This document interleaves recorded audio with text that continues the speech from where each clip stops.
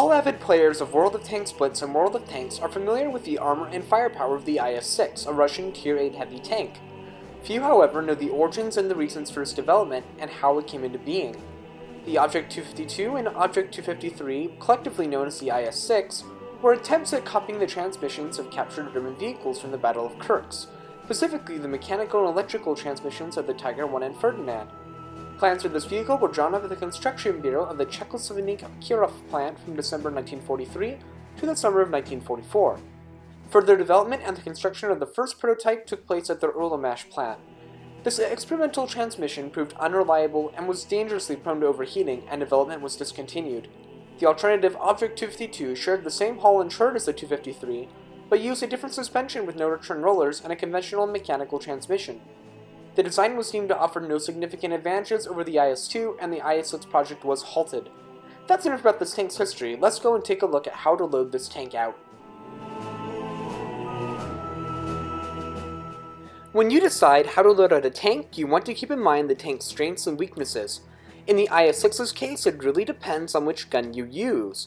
In World of Tanks, the IS-6 is notorious for having horrible penetration, and due to this, in a recent update, the developers added a second, more reliable gun at the cost of damage per minute. I personally will always use the original cannon as I've achieved unicum stats with this cannon. Some players prefer more reliability. Either cannon is acceptable, it just comes down to user preference. For either gun, your equipment should be the same: vertical stabilizers to increase your mediocre accuracy, gun rammer for more damage per minute, and vents to increase your cruise performance. What varies vastly between the guns is the amount of premium ammunition you want to bring along. I load a whopping 10 premium APCR rounds with the IS-6's original gun, but you could probably do fine with only 6 or 7. If you're using the other gun available to the IS-6, you will need less, probably 5 to 6 rounds to be safe, but less usage of the premium RAM itself. Now that we have discussed the loadouts, let's talk about tricks and tips of the IS-6.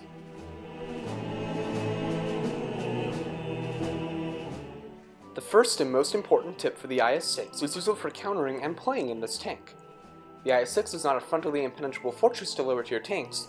There are always weak spots that even tanks with low penetration can reliably hit. One of the least abused, due to the difficulty of hitting it, is the roof of the IS-6. It is small and slim and not as heavily armored as other parts of the tank. This should honestly only be used if more easy to hit weak spots are shown, such as the turret cheeks to the right and left. When you are playing the IS-6, the easiest way to counter this while you aren't shooting is to wiggle your turret slightly from left to right, keeping your weak spots in motion, hopefully leading to a ricochet off the heavily armored gun mantlet. The front hull of the IS-6 is an enigma. While the way that armor plates are arranged, if you come in an angle, the plate at that angle is weak. If you don't angle, the hatch and lower frontal plate become weak. For an IS-6 driver, you can counter this by swinging your hull slightly left to right, which keeps the plates in constant motion, leading to more ricochets. One of the easiest spots on the IS-6 to penetrate is the lower glacis. It is the weakest spot on the tank frontally and should be hidden by terrain whenever possible. The sides and rear are easy to penetrate. These tricks are only useful if you are caught out in the open. The best part about the IS-6 is its side scraping potential. As long as you are just showing your side armor at an angle and not the part of that angled front plate, your side scraping position is very strong and is hard to defeat when properly done. Overall, the IS-6 is actually relatively easy to penetrate and destroy if you can aim at its glittering weak spots or get a shot at the flat side or rear. What leads to so many ricochets when playing against an IS-6 is that they are usually in motion and its weak spots are constantly changing based on the angle the player is driving. That's enough about the armor, let's talk about positioning. Although played right, your armor is excellent, this does not mean it is completely team independent. Move with the force and stay at the front line, preferably hiding your lower glacis and keeping your hull and turret in movement between shots, unless you are side-scraping off of an obstacle. This tank is not a sniper, its accuracy isn't good, and shots should be fully aimed in before firing with this gun. Because of this, avoid hanging out at the back of the map. One final note in the tricks and tips section, this tank is a great moneymaker, one of the best in Blitz. But you have to choose between amazing performance and amazing credit earning based on your gun and premium ammunition consumption, if you don't have a premium account. Because I am focused on making damage with the IS-6's original gun, I have to fire premium ammunition most of the time at hardened targets. If you want to make more credits in the IS-6, don't fire as much pramo, and don't load out your tank with costly provisions. This may or may not have a noticeable effect on your performance depending on the player, but you will definitely rake in more credits per game this way. Now enough about tips and tricks, let's get into some IS-6 gameplay.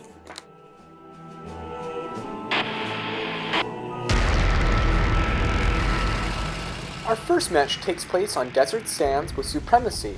Now, a lot of people actually on the forums decided to turn off Supremacy. There's a button you can choose to get rid of it, but I honestly enjoy this mode a lot. So, one of the things you need to do is not send everyone to every single base. That's never going to work. If you split up too much, you're going to be easy to destroy. Instead, focus on, if there's only 3 capture points, focus on maybe just 2 of them, and then rendezvous at the 3rd one. Obviously, you have to try to get your teammates to coordinate with you, and depending on the team, this may be extremely difficult. But if it's done smartly and correctly, you can absolutely dominate the other team.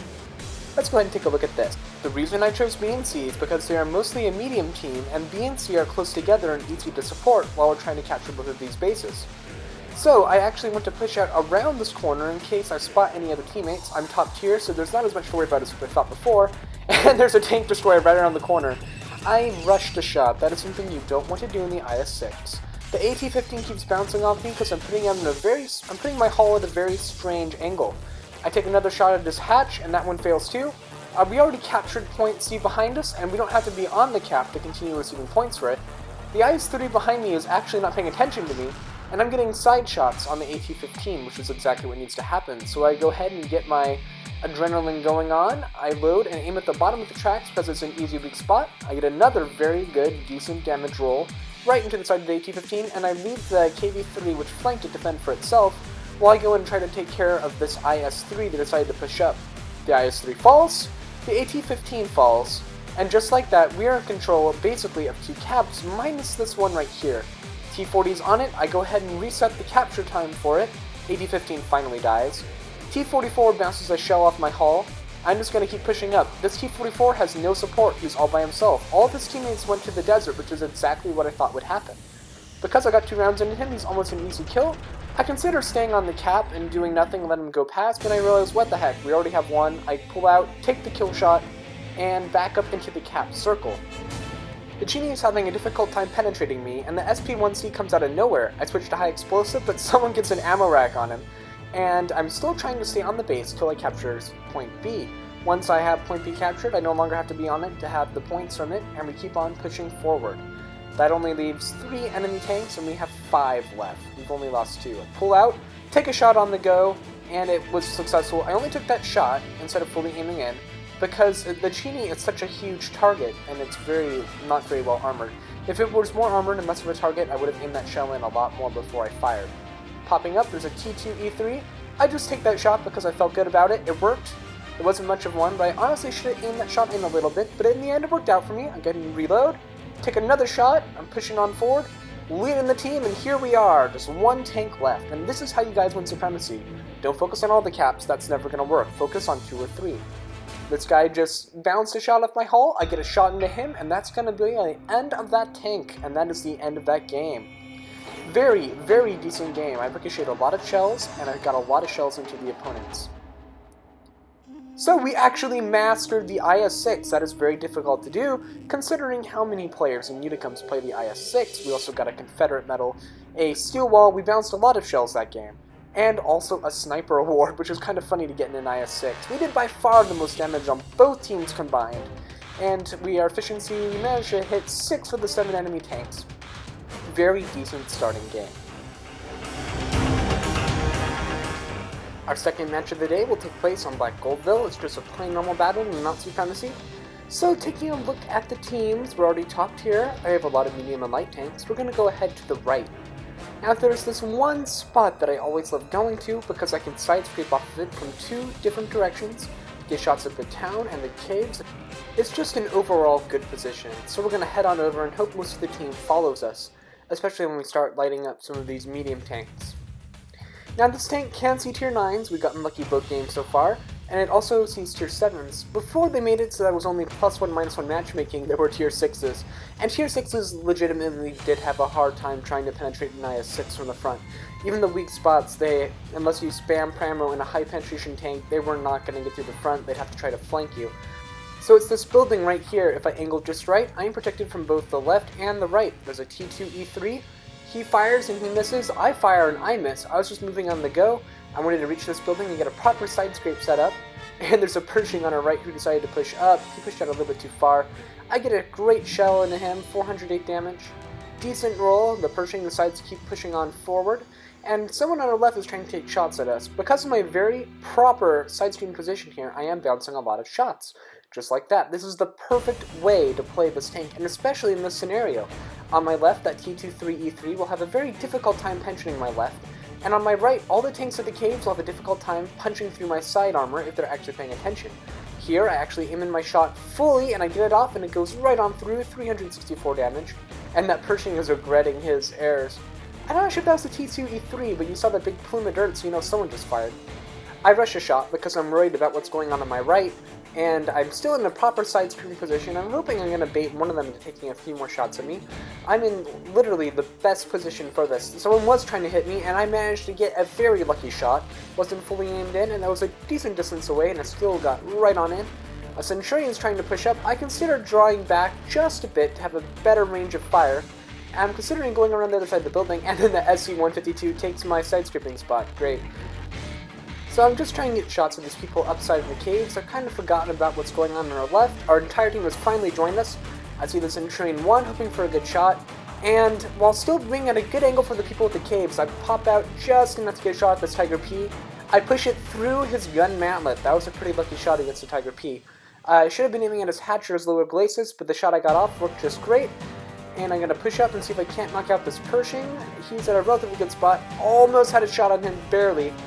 And then I noticed that there's a large group of people behind this knoll, and they're actually getting a lot of good shots into the people behind me. Now, I'm going to take a couple shots. This is an investment. I'm going to go ahead and take some damage to get behind these folks and then wreck their position. They're still shooting at me. 2 more people just fired, and the IS is following, and here we are. They are completely unprepared on this direction. I'm covered from the caves by this large rock, and I'm going to try to take out a gun from the game. A low roll, denying me taking that gun out of the game. I back up just in time to bounce a shot from the T23E3. Gonna go ahead and pop over the ridge again. We're both popping over. I wanted to get a shot into the Tiger P, but I knew he was gonna die. I might as well get the most out of every shot I fire. I bounce a shot and take a shot, and then I also get a shot directly into the Centurion 1 and wiggle in my armor. It worked against the T2E3. That's what you're supposed to be doing between shots. Finish reloading, and boom, man, there was also another roll. Currently the score is 4-4, but with 2 tanks about to die right there, now it's just 4 versus 2 and a win is almost secured. The T-44 looks a little bit trollish with AP, so I switch to APCR and get a shell right through the front of that.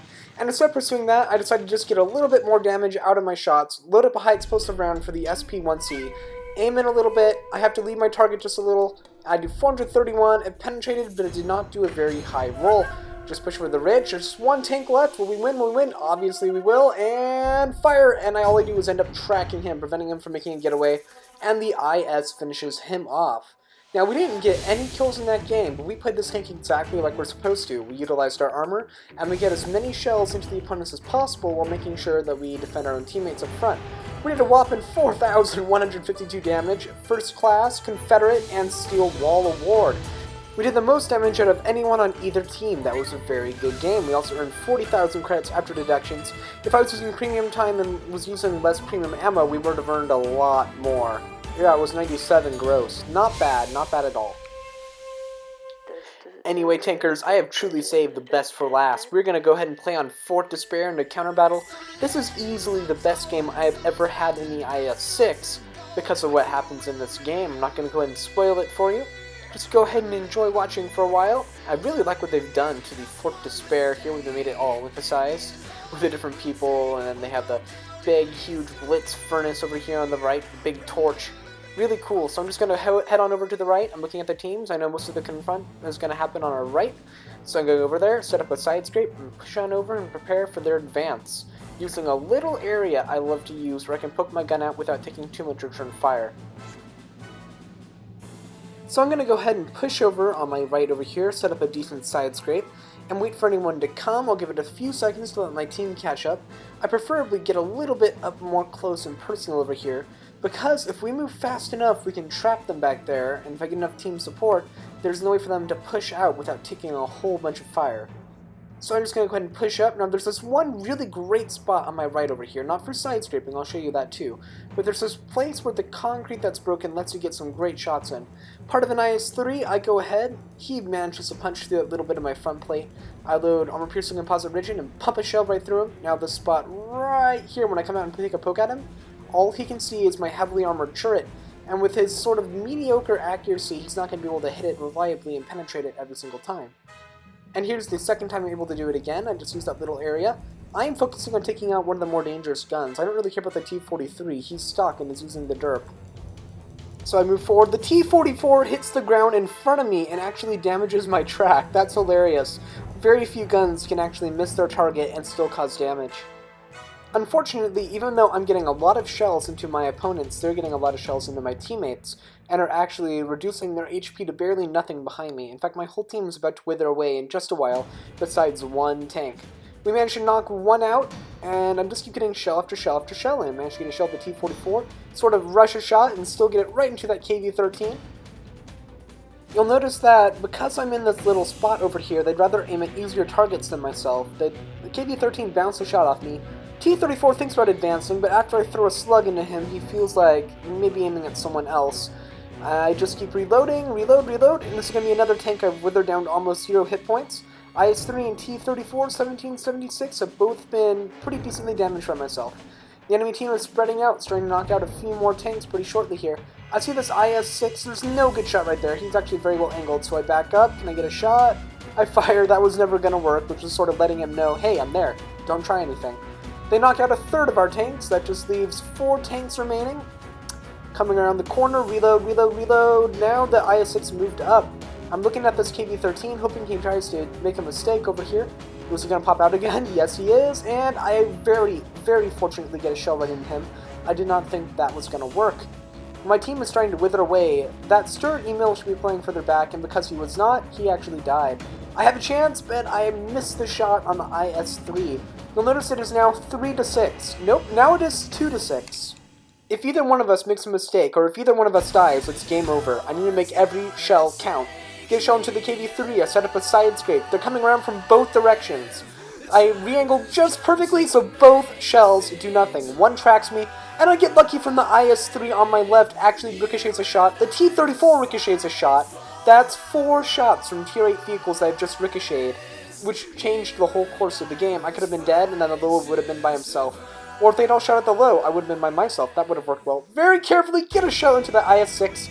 2 versus 6. This is nail-biting. He covers for me. He saves me from that IS-6 being ready to reload and kill me, so I decide to come around the corner, knock out the KV, trying to flank around him. That's the end of that. And now it is 4-2. No, now it's 3-2. Just like that, the danger is past. And now we have the advantage because of almost all low hit points. He knocks out one, I knock out one, and that just leaves 1 tank. We went from 2-6 to 2-0. This guy is a great teammate. Very good job, low play. Huge shout out to Hector6150 for that awesome performance with me. That was great, great teamwork, and we turned an easy loss to an easy win. And of course, that's a mastery badge. 5,000 damage at Tier 8. If I was playing with premium credits, I would have earned 167,000. I also got the Sniper Award, which is a little bit hilarious. And we're going to the team statistics. I did the most damage out of any person on any team on either side. Very, very great game. And that's the end of the gameplay for right now. 2 masteries and 1 first-class tanker with huge damage. Now, the real question is the IS-6 worth it? Yes, you actually do have to pay money or gold if you saved up enough to get the IS-6, but occasionally on holidays it does go on sale. This is probably the best investment you can make in Blitz. It's a credit grinder. At the same time, not only is it enjoyable, it's also very highly competitive and can be used in clan wars or doing Tier 8 clan wars, or really just for any purpose you want for it. It's probably the best investment you can make in Blitz. In case you haven't noticed, I decided to switch up the way I do my reviews. I put a big effort into adding a lot more quality into each specific review, but if you enjoyed the more informal way, or if you enjoyed this new way, let me know in the comments below, and I'll try to model my reviews after which way you prefer. As always, thank you so much for watching, Tankers. If you enjoyed this video, please consider like, commenting, and subscribing. It really helps the channel out. I'm trying to get to 3,000 before the end of the year. That'll be really difficult, but with your guys' help, I'm sure I can make it. Blitz on, Tankers, and enjoy the Object 252 or Object 253. The overpowered IS-6.